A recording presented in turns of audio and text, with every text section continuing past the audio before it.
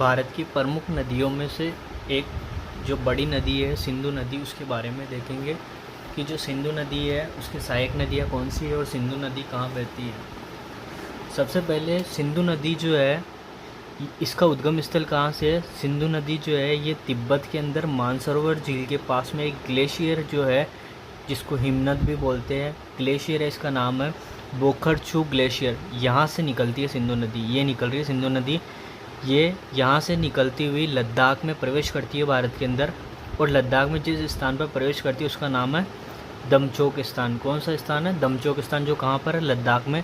और ये जो हिमालय की जो ट्रांस हिमालय की जो श्रेणी है, 4 श्रेणी होती है ट्रांस हिमालय की, उसमें से ये लद्दाख श्रेणी और जास्कर श्रेणी के बीच से बहती हुई पाकिस्तान में प्रवेश करती है।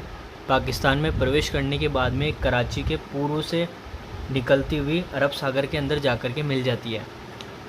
तो ये नदी कहाँ पर गिरती है? अरब सागर में गिरती है। और निकलती कहाँ से? तिब्बत में मानसरोवर झील के पास में ग्लेशियर है एक, उसका नाम है बोखरछू ग्लेशियर। यहाँ से निकलती हुई भारत में कहाँ प्रवेश करती है? दमचोक स्थान पर प्रवेश करती हुई। और किन 2 पर्वत श्रृंखलाओं के बीच में बहती है? लद्दाख श्रेणी और जास्कर श्रेणी के बीच में बहती हुई पाकिस्तान में पहुँच करके कराची के पास से निकल करके अरब सागर में गिर जाती है। इसकी सिंधु नदी की जो कुल लंबाई है वो है 2880 किलोमीटर। कितनी लंबाई है? 2880 किलोमीटर। और जो भारत में इसकी लंबाई है वह है 1114 किलोमीटर। कितनी है? 1114 किलोमीटर। अब अपन देखते हैं कि इसकी सहायक नदियाँ कौन कौन सी है।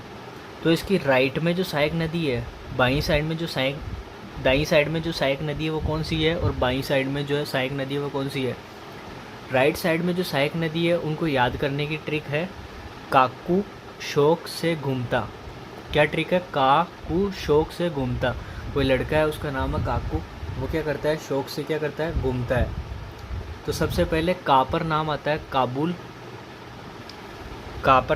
काबुल, कू से कुर्रम, शौक से शोक नदी, और घूमता से गोमल नदी।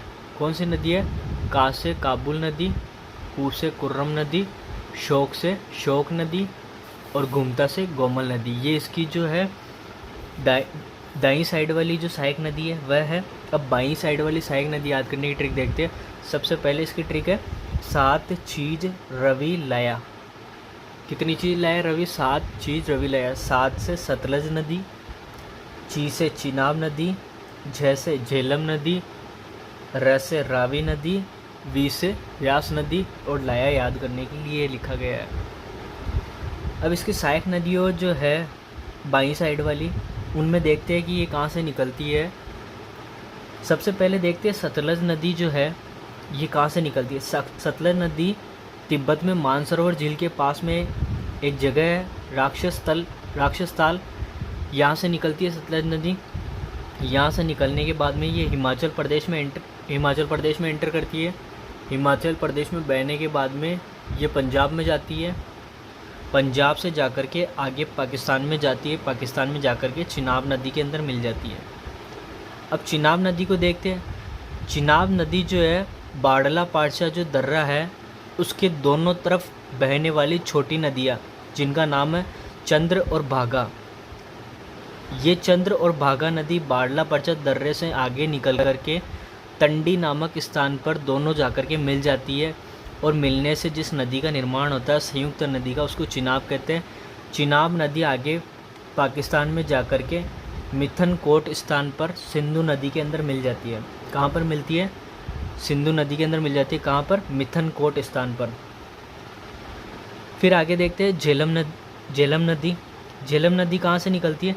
झेलम नदी जो है ये पीर पांजाल श्रेणी जो है यहाँ से निकलती है और चिनाब नदी के अंदर मिल जाती है पाकिस्तान में जाकर के। झेलम नदी के पास में एक शहर बसा हुआ है जिसका नाम है श्रीनगर। श्रीनगर शहर जो है जम्मू कश्मीर का श्रीनगर शहर जो है कौन सी नदी के किनारे बसा हुआ है? झेलम नदी के किनारे। फिर देखते हैं रावी नदी। रावी नदी जो है रोहतांग दर्रे से निकलती है और आगे जाकर के पाकिस्तान में जाकर के चिनाब नदी में मिल जाती है। तो जो जितनी भी ये सतलज नदी हुई, रावी नदी हुई, झेलम नदी हुई, ये किसकी सहायक नदी है? चिनाब नदी की। और चिनाब नदी खुद किसकी सहायक नदी है? सिंधु नदी की। फिर आगे देखते हैं अपन की जो झेलम जो है इसकी 2 सहायक नदी है, उनका नाम क्या है? एक तो कृष्ण गंगा और नीलम नदी, क्या नाम है? कृष्ण गंगा और नीलम नदी।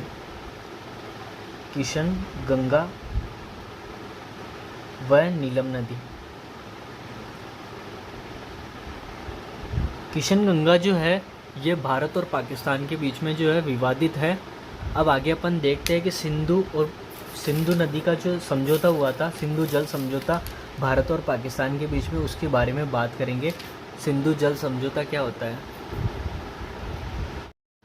जल समझौते से पहले एक चीज़ और देख लेते हैं जो बहुत ज़्यादा इम्पोर्टेंट है, बहुत बार एग्ज़ाम में पूछी जाती है। तो जो सतलज नदी जो है ना, इस पर हिमाचल प्रदेश के अंदर एक बांध बना हुआ है जिसका नाम है भाखड़ा नांगल बांध। बहुत ज़्यादा इम्पोर्टेंट है, ये बहुत बार पूछा जाता है। इसकी जो ऊंचाई है वह है 226 मीटर। कितनी ऊंचाई? 226 मीटर। ये सबसे ऊंचा गुरुत्व बांध है। भारत का सबसे ऊंचा गुरुत्व बांध कौन सा? भाखड़ा नांगल बांध। और किस पर बना हुआ है? सतलज नदी पर, और हिमाचल प्रदेश के अंदर स्थित है। पंडित जवाहरलाल नेहरू ने इस बांध को चमत्कारी विराट का नाम दिया था। बहुत बार एग्जाम में पूछा गया है कि चमत्कारी विराट किसे कहा गया है और किसने कहा है? पंडित जवाहरलाल नेहरू ने कहा है। किसको कहा है? भाखड़ा नांगल बांध को कहा है। अब अपन देखते हैं कि सिंधु जल जो समझौता है वह क्या होता है और किन किन के बीच हुआ। सिंधु जल जो समझौता है, पहली बात तो किसकी मध्यस्थता में हुआ? विश्व बैंक की मध्यस्थता में हुआ। ये भी पूछा जा सकता है। सिंधु जल समझौता जो है किसकी मध्यस्थता में हुआ? विश्व बैंक की मध्यस्थता में। और किन दो देशों के बीच हुआ? भारत और पाकिस्तान के बीच हुआ। कब हुआ? 1960 के अंदर हुआ। इस समझौते में क्या हुआ कि जो सिंधु नदी है, झेलम नदी और चिनाब नदी, सिंधु नदी, झेलम नदी और चिनाब नदी जो है, इनके जल का उपयोग 20% उपयोग तो भारत करेगा और 80% उपयोग कौन करेगा? पाकिस्तान। जबकि रावी, व्यास और सतलज, इनके जल का उपयोग 20% पाकिस्तान करेगा और 80% भारत करेगा।